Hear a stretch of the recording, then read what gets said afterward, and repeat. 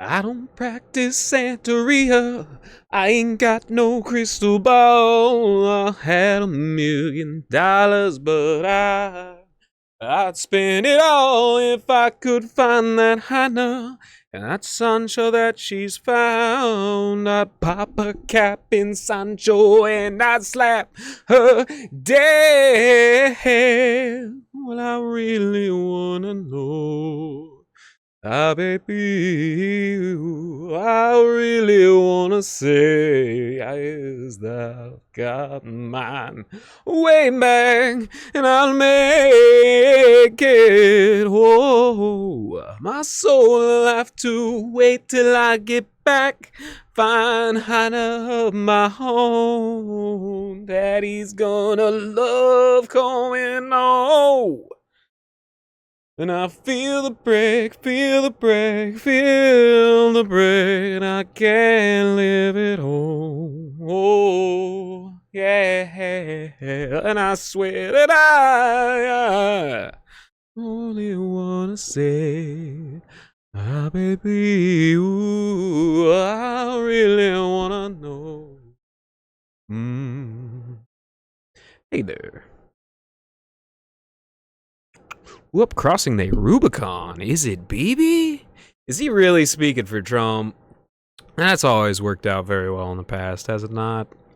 Ooh, c'est la vie, baby. Bibi, bye-bye. You know, I heard reports that Volodymyr Zelensky is starting to send like all of his country's data, all of his country's money, all of his contracts over to the United Arab Emirates. And I said he might be fleeing to Europe, but apparently he's fleeing to the Gulf states. Come on. You can't get more like cartoonishly corrupt than the Gulf states. Like, I really hope that we can retire that project in my lifetime. I'd love to see it.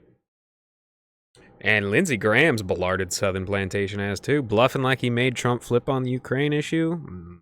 No, doesn't look like it. That's super funny watching that fat homosexual parade himself around like he did something impressive. You know, my last episode, I was at like 10% the entire time I spent. Your time, your valuable time. Kind of just rambling, going off on nothing, redundancy, points that have already been made. So I'm going to try to tamp down on that a little bit. Too much bloat. You know, you got a craven sycophant giving Trump a piece of wood. He's like, yes, this came from a Palestinian's family farm and we took it. And then you got a gay guy like, look at all these rocks. And it's just like, this guy, you know, Trump is above that stuff at this point. He's looking for like the long-term strategical, like almost semi-religious political nationalistic structures that will move us forward. In fact, he has proposed to cut the military budget by 50%. You know, even Eisenhower, who created the term military-industrial complex, expanded the military tremendously before going out like, hey guys, there's a big issue here. Your problem now. Bye-bye. Like, come on now. Trump's literally on his way to like multiple Nobel Peace Prizes, and they'll probably not give them to him if he actually does cut the military that much. You know what I'm saying? I already talked about how there's not a single Nobel Peace Prize winner that's ever made things tough for Israel or any of their allies. Fascinating how that works, ain't it? What if you shot somebody and the bullets just stopped in a bubble around them? That'd be crazy, dude. I bet Robert Downey Jr. could do that. He can already effortlessly summon charisma. Mr. Bruh. One of my favorite actors. Did you know the feds had a doxing program for the families of pesticide critics? They just shuttered it. You know, people don't remember how much the feds went after Greenpeace, how they were attacked by the government and their paramilitary assets. People don't remember that, but the Greenpeace were literally like hunted for sport. Greenpeace, anti-whaling, you know, mass proliferation of pollution, stuff like that. Genuinely serious green movements, unlike deeply unserious and cynical green movements of today, which are vetted and allowed, just like the neo-Nazi movements that are deeply unserious are vetted and allowed by Israel and Mossad. It's as simple as that, mate. So simple as that. And yeah, that federal doxing program, that's pretty funny. Like, literally, like, doxing all of their family members, putting it on a public website because they wanted to prevent the genocidal proliferation of pesticides. Oh, wowee. Wowee. And it just got shuttered because USAID is gone. You know, and that's the one thing that people keep on lashing onto when they're really, like, staunch, stalwart Elon and Trump defenders. Now, at this point, I really have very little negative to say about Trump. Elon's a little scary. If the guy doesn't understand how the specific code in the Social Security structure works, which actually does put up a 150 on, if you're really young and you don't know how to read the particular code, it'll throw up 150 as like a coding malfunction. And he was thinking, oh, there are people on Social Security who are 150 years old. It's confusing to know what degree of that is serious or what degree of it is literally like the Zoomers that he brought in not being able to read the code that it's written on. Look up the code that Social Security is written on. There's a big discussion about that online right now. And yeah, like proposing massive cuts in that because you don't understand the code, that's not something I'd support. And you know what? I don't think Trump's going to support that either. Trump already nixed the $400 billion contract that was going to go straight into Elon's pockets for making armored Teslas, which is kind of a silly thing. Like, say you got a fleet of armored Teslas. Somebody takes an anti-material rifle and busts through the armor and hits the battery. That explodes. The other ones explode. And jeez, man. You're looking like that fireworks show that he made up in this guy there a couple of months ago. But, hey, you know, wish him well. Hope he does good. I doubt that he's not going to make tons of mistakes, though. We all see it. We all know it. We've all seen it. But I want what's best for my country, you know what I'm saying? He's already in there, so pray for the best. That's all we can do. Brent Daniels about to be so much happier and healthier because of RFK. Life isn't all pain, suffering, and misery in the torture nexus, my brother. Oh, me lord, your most faithful cleric has discovered your alchemists and witch doctors scheming. Or not witch doctors, plague doctors, excuse me. Me lord, me lord, me lord. Yes, me lord. I'm so happy RFK Jr. and Tulsi are in there, in like Finn, baby. By the way, the silver hair that I sport, that is natural. I've had that since I was a little kid. If you look at the hair, it's like see-through. And it's legitimately see-through. You can see light shining through it. And yeah, it is what it is, unfortunately. Unfortunately, I've been hit on by gay guys since I was a teenager because of it. It's one of the reasons why I'm genuinely homophobic. Like, get that culture out of my face. I have been force-fed that crap since I was a little kid, trying to think that that's normal. Like, get that out of my face. Don't want to see it. You have no idea how uncomfortable I've been because gay guys thought that I was deliberately highlighting my hair in a bid to attract male attention. I stuck with it. What am I gonna do? I've literally considered dyeing my hair black before. It's that bad. And so I understand like how some women deliberately play down all their positive looks because of the nasty negative male attention. I get it. Like, I get it. But I have got gay friends. I got trans friends. I got friends of all different colors, shapes and sizes and religions and lack thereof. It's cool, man. I'm out here pointing out issues. I'm out here outlining stuff. Okay, that's what I do. That's what I've always done. Well, at least for the last like 4 or 5 years since my brain started working properly. You know, when you're like 25. The best thing for you before you're 25 as a man is to take care of your animals, to take care of your family. That's about it. Don't get tricked into this modern culture that says that you just need to shoot out there because you know best when you're like 21. That is the dumbest thing in the world. That is the dumbest thing in the world. And it's also kind of based off of the Norman culture where the firstborn inherits the property, but all the second, third, fourth, fifth, sixth, etc., all the other children, they have to go and shoot out and take something else. They have to, in this heavily populated area that the Normans were around, they had to go take somebody else's stuff, one of the Celts of Britain. Or Brittany. You know, wherever they could get their grubby little fingers on something new. When in reality, they could have just kept it close to the chest and built up their own societies and made them beautiful. That's one of the reasons why Britain is beautiful, and a lot of Germany and France is, especially along the coast, that Norman coast, that Prussian coast. That's kind of nasty. You go up to the central France is very beautiful. Bavaria, staunchly Catholic Bavaria, is very, very beautiful. I'd love to visit Bavaria one day. They just had JD Vance just went up and triggered some people on the Munich conference, but he did it gracefully, and I respect that. I respect that graceful, intelligent triggering, owning the enemies, because the liberals and the conservatives, that's two wings on the same bird, my brother. You gotta keep the focus locked in and make sure that you know what actual evil is, which is something that can infect your heart at any moment. Your identity will not save you. You are not immune to propaganda. Straight up. Straight up, straight up, straight up. Whenever you see a Jewish director happily saying he would kill baby Hitler despite it being a baby, just know that that's the exact logic that they apply to the pro-choice propaganda. Going back to the previous point, if I ever see anybody who uses the word twink, I want to hit them with a fucking claw hammer, you know what I'm saying? If I ever see that word, I just want to pop, pop. Pedophiles.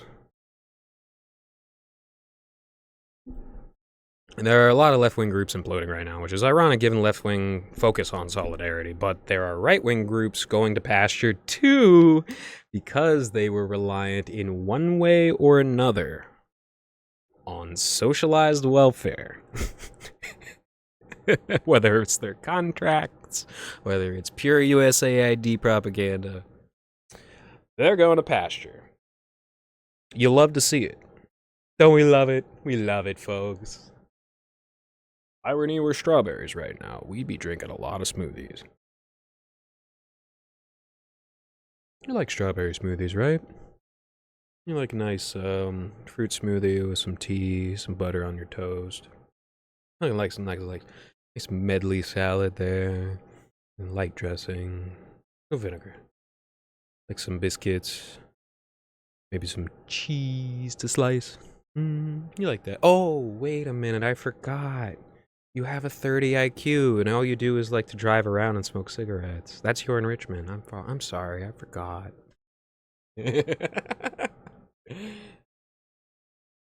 Make America healthy again, make America great again. Do it by honoring and respecting where we came from, instead of this new crap.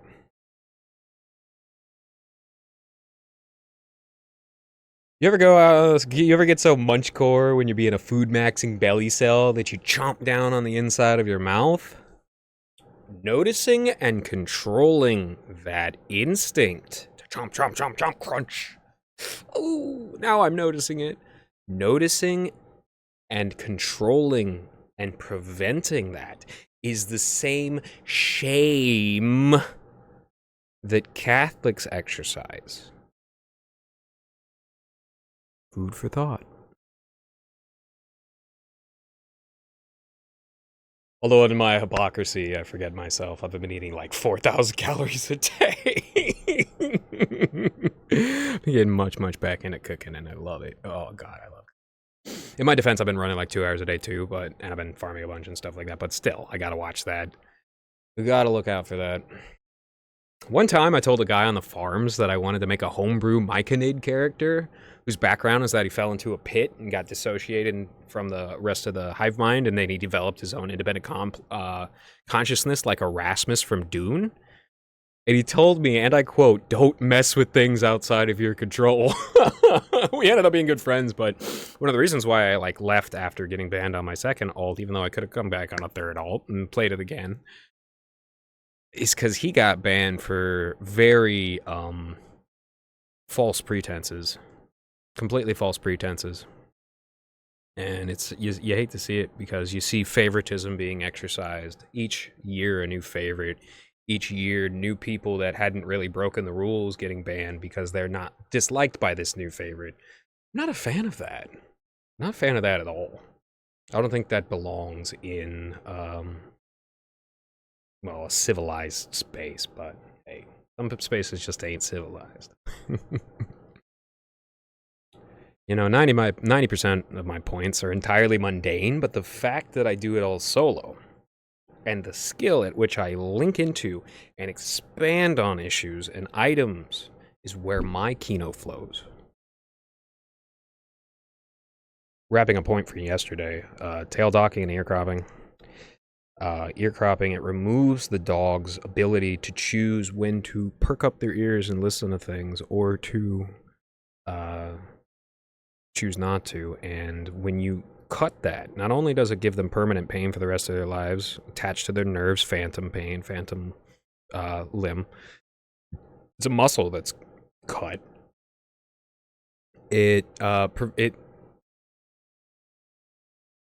Every environmental sound goes directly into their ears without them being able to control it. And the fact that the similar groups that do that are also right now emphasizing on extreme noise, and have been since the Biden administration, those dogs are being tortured constantly. And I really hope that we can do something about that, because that was my main emphasis on getting involved in stuff in my own neighborhood. I went around. I first listened to the yelping and yapping, went around, found out that people's babies couldn't sleep properly. People were being molested en masse, and the police weren't doing anything about it. And it's so funny. The people, one of the people involved for rolling super heavy in my neighborhood has the Trump van sign, and the cop that was responsible for recording it has the Trump van sign. That I don't think they're ever going to take that off of their yards. They want to let everybody know that they voted for Trump and Vance. Yeah, you and 70% of the rest of the country, buddy. Like, get over yourself. You're an absolute monster, and you're a coward who's hiding behind your political allegiances. It's so funny. It's so funny. My sheriff went on Adam Carolla's show, Spanky McHam himself. And man, that fat queer man was induced anarchy in my area to serve California, New York real estate investors. And I was thinking, you know, there's nothing inherently wrong with LA. There's nothing inherently wrong with New York. There's nothing inherently wrong with Chicago or Detroit or Miami. Anything that happens there can be put right into your backyard in a year to 4 years' time. It's all it takes. It's all it takes. They'll move in, and you know what's interesting is California might be becoming a much, much better place as they push, and the parasites get up and leave, and they realize they tapped out so much. It'll regrow, and if they learn and they know better, they'll prevent those people from ever getting back in. That's how California can become one of the best states again. Back when there used to be like the world's 8th largest economy, California, they were a noble and venerable state. That's where Reagan came from. You know, that's where Tucker Carlson came from. And you get tons of stuff coming out of California. And it used to be a noble and venerable state. It's the same parasites that have been moving into my backyard. There's immense grace preserved in various oases, sanctuaries of dignity. Just as when you plant native plants and you see native butterflies appear seemingly out of nowhere, they were just waiting for the right moment, so too is supernatural grace. So say your prayers, go to church, help out with church, do the right thing. That's the most important part. All right, y'all, take care. Cheers.